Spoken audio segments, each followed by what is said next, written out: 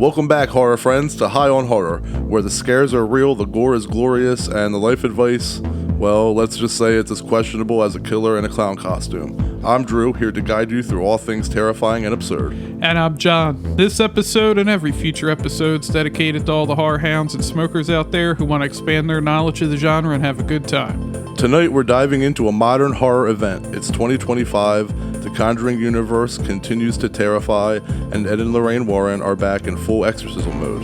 That's right, we're exploring the Conjuring Last Rites, the latest chapter in the franchise that promises to up the scares, push the supernatural stakes, and deliver another unforgettable story of courage in the face of true evil. Stick around for all that and more today on High on Horror. Interviews, reviews, and the latest news all rolled into one.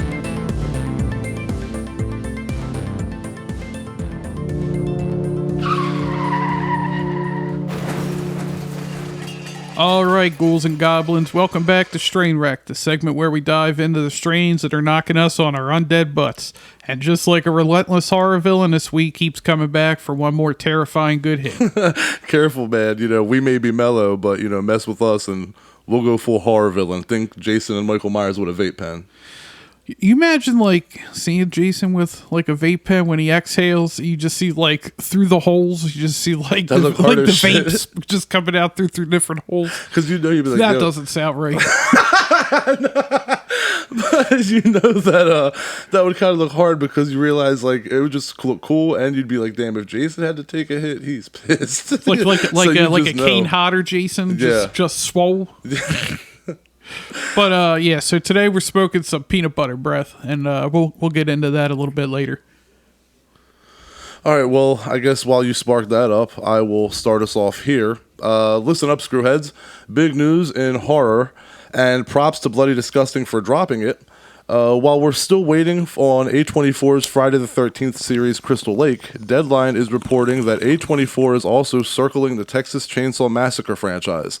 The rights have been up for grabs with a bunch of Hollywood names in the mix like Jordan Peele, Osgood Perkins, and even Taylor Sheridan, but it looks like A24 is in the lead to snag both the film and TV rights.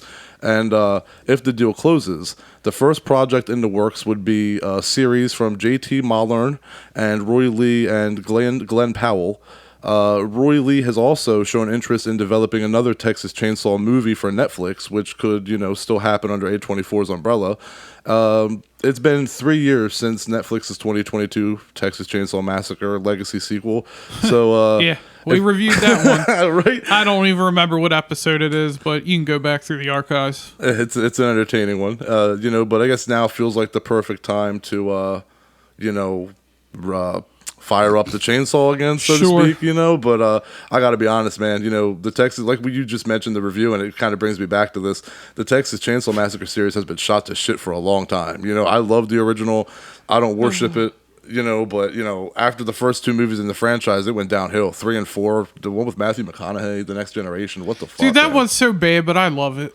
I mean, I don't love it, it's so bad, but it's entertaining, but it's bad.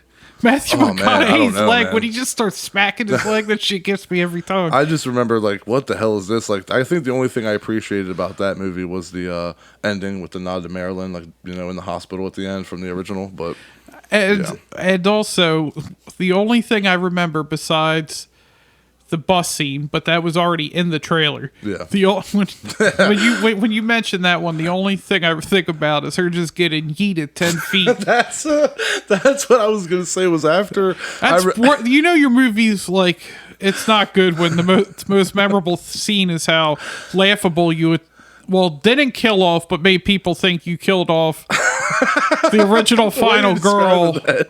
I mean, at the time you think she's dead because I don't understand how she lived. Well, I remember when we reviewed it, I think, if I'm correct, in my review, I remember I went in on how far he threw her. I was like, this motherfucker tossed her ass fucking 20 feet into the trash cans next to her. And I remember you were like, I know it was ridiculous, but I don't think it was that far. And then I remember you rewatched it and you were like, dude, you were right. He fucking tossed her. Well, I remember I brought it up when we were watching it, and then I was like, you know what? I probably exaggerated how far he threw her. And then we were rewatched it, we're like, yeah, no, that was right. He fucking threw her 10 feet off of the chainsaw. Yeah. Oh man. But yeah, I was gonna say of what you mentioned, I would have been interested if Monkey Paw Productions got a hold of it, but yeah, that would. if Jordan Peele had got it, Yeah. I would have been interested. Just to see A24, what I'm still he would've interested, did. but I don't have hope. That's my. I'm like A24. That sounds cool, but it sounded cool all these other times, and everybody keeps fucking it up. You know, like, this is the fourth reboot since 2000. So if this next film would be the fourth reboot since the 2003 remake, and you know that in the beginning, the prequel to that are easily the best in the series since the early days. And you know, like, and every time there's a new movie though, there's all this hype. And like I said, it's just another. I think this is just going to be another letdown. I hope they prove me wrong. So I'm guessing that's how you feel as well. Yeah. I mean, it's bad if you think that most of your franchise's memorable moments after the original are because of how bad the scenes are. Yeah, that's a fact, you know. But anyway, okay. Here we go again. The Conjuring Last Rites was supposed to be the final chapter, right? What? Well, it turns out, nope. First, HBO drops the bomb about a Conjuring TV series, and now Warner Brothers has announced yet another film, this time a prequel, still circling around Ed and Lorraine. It'll be real. I'll be real. I used to love this franchise, man. The first two Conjuring films are absolute gems, but those classics are just getting buried under a pile of reheated sequels and spin-offs full of cheap fucking jump scares and flat suspense, and I'm not trying to be negative. I just got to be honest. You know, like the news doesn't throw me. Like this isn't great that the universe is still going. It's kind of beating a dead horse now. Okay, I didn't know much about this. How it's a prequel to. I suppose it's gonna be different actors for Ed and Lorraine because they're gonna be young, but it's gonna be at the early days. Okay, because I was like, okay, well, all right. So, yeah, I don't know what to say. Okay. Yeah. Cool. Does that excite you? No. Does it make you go, oh, awesome? The only spin-offs that were even any good was, the first Annabelle movie? I thought the second one was better. Or maybe it was the second one. Annabelle Creation. That was the good one. Yeah. They all run together. Yeah, but it was Annabelle Creation. Annabelle Creation. Yeah, I forgot. I didn't like neither of the Nun movies were good. Nope. The other two Annabelle movies weren't good. The Curse of La, I don't know, I always say that wrong. La Llorona. Yes. La Llorona. That one's so bad that they all of a sudden tried to be like, nah, that don't belong in the Conjuring universe. So it's like, Ed and Lorraine Warren I was show up in the confused movie. that one wasn't good either. Yeah, no, that one wasn't good. You're really just looking at two really good Conjuring 1 and 2 and Annabelle Creation. They were the only ones that really like lived up to it. And, you know, but yeah, I mean, whatever. If it's making money, I mean, cool, but you know, I don't mean to be negative. We love horror, but you know, this is just, you know, there's more exciting news you could have given us. Yeah. Anyway, John, talk to us about this weed. Oh, I got one for you. Okay. Did you hear that Justin Long and Kate Bosworth, who were in a movie that we'll be reviewing here soon, not this episode, but soon, for Coyotes, apparently they are going to be rebooting Grave Encounters. No, I had heard something about the director of Coyotes having some tie to that or something, the original or something, but I didn't know about a remake or anything like that. Yeah, apparently they're gonna reboot. I guess Justin Long's is gonna come back and stay in horror. Okay, hey, that's what. Did you ever see the first Grave Encounters? I saw that a long time ago with Sam. I thought it was all right. I think the cover of it like really was what fucked me up because it shows like the worst CGI like ghost that you can fucking find. That's like the only part in the movie that's actually cheesy, and they chose that to be the cover. I think that turns a lot of people off from it. But, you know, to be honest with you, I could even be wrong about the director. I did see something about this, but I don't remember exactly what it was, so I'm glad you're clarifying. That's really cool, though. I'm looking forward to that. Yeah, so getting into today's weed, some peanut butter breath. It's a hybrid, slightly indica leaning, around 18 to 28%. The aroma is rich, woody, and nutty. And why it pairs good with today's film, The Conjuring Last Rites. It has a heavy, creeping body high with a hazy headspace that's perfect for movies like The Conjuring Last Rites. The strain's nutty, earthy flavors ground you. While what did you say? Nothing. I'll find out when this episode goes out. Anyway, the strain's nutty, earthy flavor grounds you while its stony, almost trance-like buzz makes the jump scares feel sharper and the atmosphere thicker. Just like the movie, it's heavy, dark, and leaves you a little uneasy. And almost like you're carrying around that supernatural weight with you after the credits roll. And, I always like to share some reviews from Leafly. Yeah, let's hear it. Top review from July 6, 2020. The only one I needed. I only got halfway through and I started laughing. It says, "Brothers, I chiefed down a half a bowl." Okay, that got me right away. All right, I'll start. "Brothers, I chiefed down a half a bowl, and then it took me 7 attempts to log in to write this, included a password reset twice. I'm going to go finish the bowl as a reward for my efforts. Stay safe." I Be stopped safe? when it said 7 attempts to log in to write this review. I was like, all right, this has to be the one. Damn, that's like the weed had the effect of a bottle of liquor. Damn. Yeah, sometimes you take a hit, you'll just be sitting there like, I'm fucked up. Sometimes, Like, you don't want anybody to talk to you. You just want to zone out. I think the funniest, the funnest and funniest is when you're sitting by yourself and you're just in fucking deep thought about something down some rabbit hole in your head, and then you come out of it and look around the room and go, like you said, you go, yeah, I'm fucked up. You realize you're like, what the fuck? I'm just like, I don't know how long I've been lost in this thought train for like 15 minutes, but I've just been in some deep thinking shit, And Nicole's never going to listen to us. Sometimes I'll just be zoned out and she'll talk, and I was just, the only reason I'm annoyed is I just don't want her to talk because I'm so zoned out. I just don't want to talk to anybody. No, that's true. Just It get does bring your annoyed. high down. It does. It does. You just want to. And sometimes you're just like, oh shit, I forgot you were even here. Because you can't phone it in with women, because if you do, then she's going to call you out about you're not even listening to me. You're giving me a fake response. So that's kind of why it's so taxing, because you can't even pretend bullshit. You actually have to listen, or else you're But actually every going to get once in a called out while, on I'll it. get her. And it's like, man, sometimes I just want to chill, baby. Let me chill. Every once in a while, she'll be like, you're not even listening. I'll be like, oh, you just. Sometimes I will be listening. And I'll hit back with a, oh, yeah, well, you said blah, blah, blah, blah, blah, blah. You should just be like, well, listen to this episode. We need the hits. Direct her to the right episodes. Oh, man. All right, well, let's get... Were you done? Yeah. Okay, cool. Let's check in. All right. Well, let's dive into our review of The Conjuring: Last Rites, looking at what worked, what didn't, and how it stands as the final chapter in the Conjuring universe. The Conjuring: Last Rites has raked in $187 million worldwide on a $55 million budget. This was opening weekend that this happened. It's officially the highest opening weekend of all time for a horror movie at the box office, replacing It Chapter 1. Critics were mixed, but audiences and reviewers alike are praising its gripping performances and chilling atmospheric tension in this finale. And before we get into the story, here's some background. After The Conjuring, The Devil Made Me Do It came out in 2021, director Michael Chaves told Empire that the movie was meant to kick off a new chapter for the Warrens. Patrick Wilson and Vera Farmiga were both open about wanting to keep going, saying each film had to raise the stakes. A year later, the fourth Conjuring film was officially confirmed, and by the time The Nun 2 rolled around in 2023, Chaves hinted to Slash Films this one was meant to serve as kind of a finale to the storyline so far.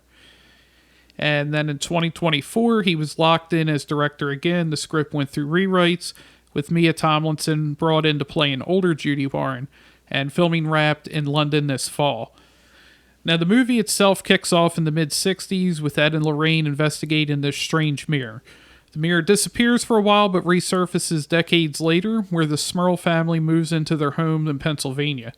From there, things start happening. Everything that happens is happening pretty much in every Conjuring film you've seen before. The Warrens are older now. Ed's health isn't great. His heart's not working too great. And they're trying to live more quietly, but their daughter Judy gets pulled into the case. She's grown up with her parents' legacy hanging over her and now has to confront her own connection to the supernatural. So it's part haunted house story, part possession story, but underneath all of it, you got these themes of family, legacy, and parents trying to protect their kids.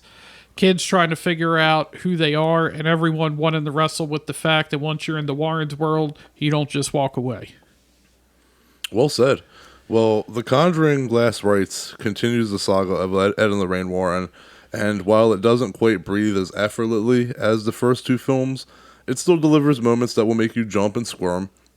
In my opinion, I think it's much better than 3. I think Michael Chaves Proved once again that camera work is half the horror, and every shadowy hallway and lingering close up, it feels meticulously crafted.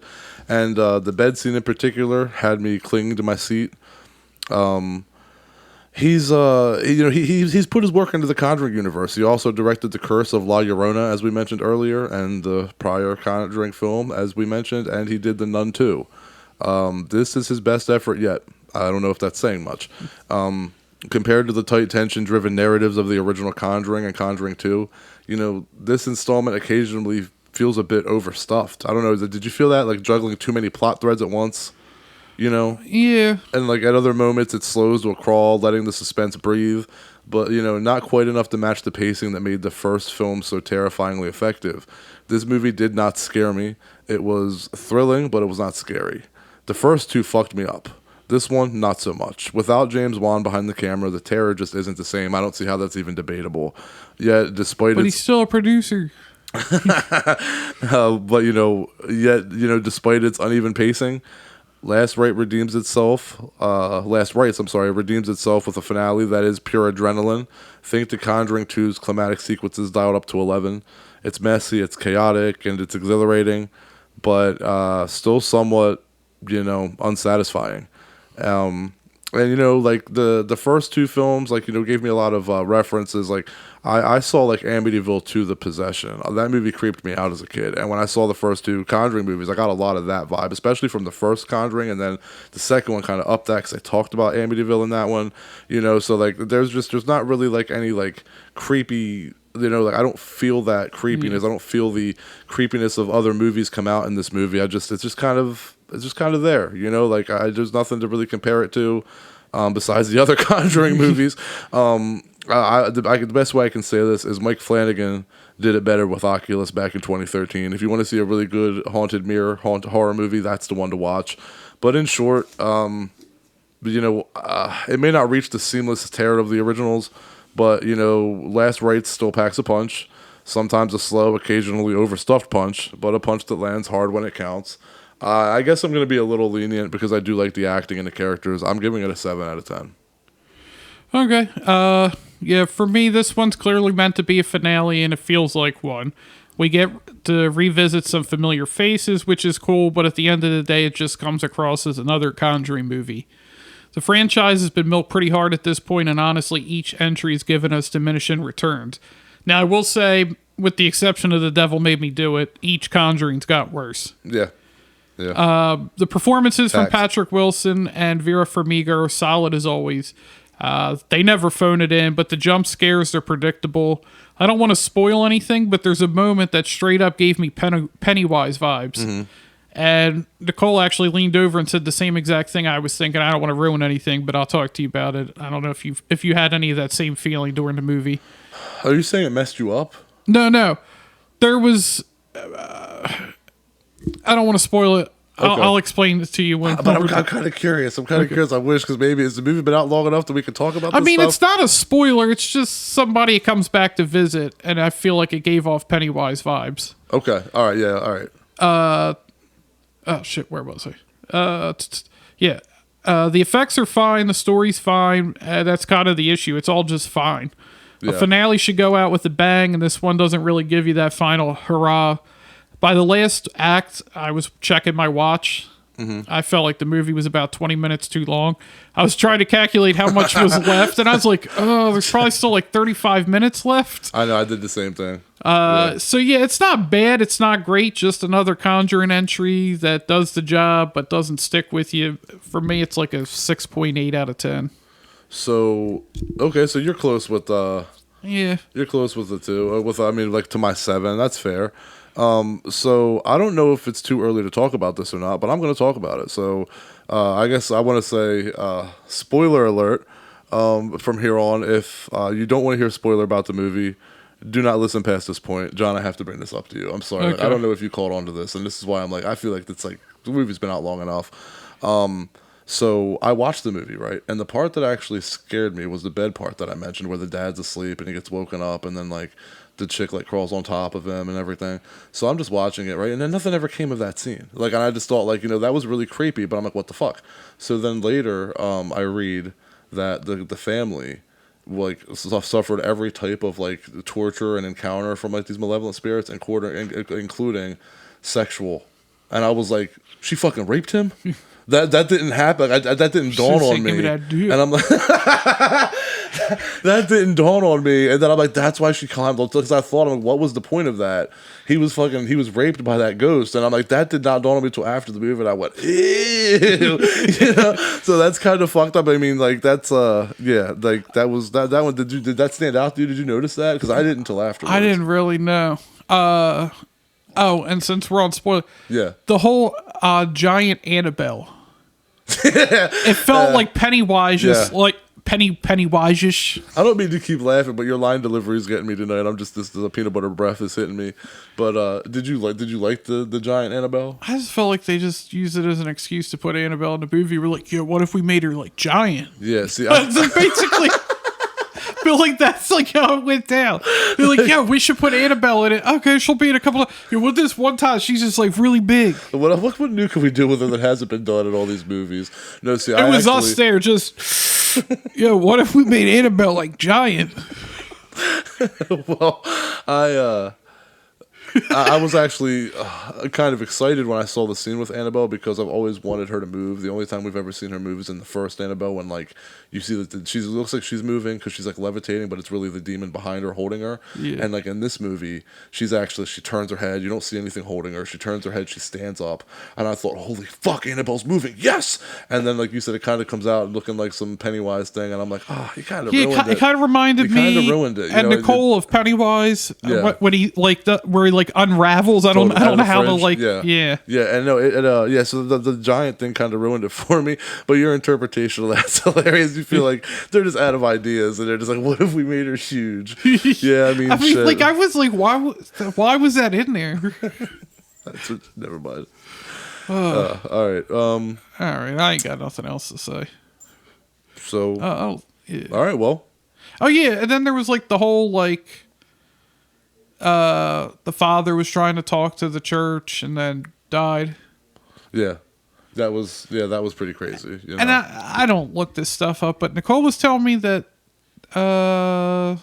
Judy and her husband never had kids. I have no idea. I don't know. That's part of the reason why they like sold it. That's interesting. No, I didn't know that. You know, I don't read too much into like the. And I heard like apparently when the Warrens sold the rights, basically they were like, you can't go into like the personal life stuff about Ed out there just slinging dick. I can't say that. Apparently, he knocked up a 15-year-old and the shit. What? Yeah. Like I can't say I've ever dove that deep. I know what I need to know in regards jumping back to the movie. I know what I need to know in regards to the paranormal shit. I've never bothered to even look that far past. But that doll was pretty. Being the time, cool. How old he was, and the time back then, I have no doubt that shit's probably true. I mean, look at Elvis Presley. Yeah. But anyway, that baby doll that like stood up, that shit was pretty creepy. An old bitch standing behind her holding it. Right. Yeah, I was like, ugh, but yeah. We've all been there. Yeah, see, that's the thing about The Conjuring is like I just feel like they've gotten to a point where you talk about it for like 3 minutes and then you're just like, yeah, well, all right, what's the next movie? There's not like it doesn't leave. There's nothing thought provoking about it anymore, and it's discerning. Basically, every Hellraiser after 3. Yeah, for sure. All right. Yeah. Let's get out of here.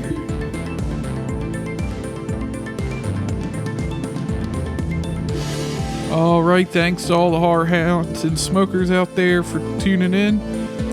Join us next week. We'll be talking about Coyotes. It'll be out in theaters October 3rd. We may or may not have a special guest. Don't know at this point. You'll have to tune in to find out. And follow us online, High on Horror 420, TikTok, X, Instagram, Facebook. Send us your PPA questions at highonhorror420@gmail.com, or you can send them to them on any of those onlines as well. And I feel like I'm too high and just rambling on at this point, so I'll about wrap her up. Catch you later. Don't forget, next week we talk about them coyotes. Next ski. Stay spooky.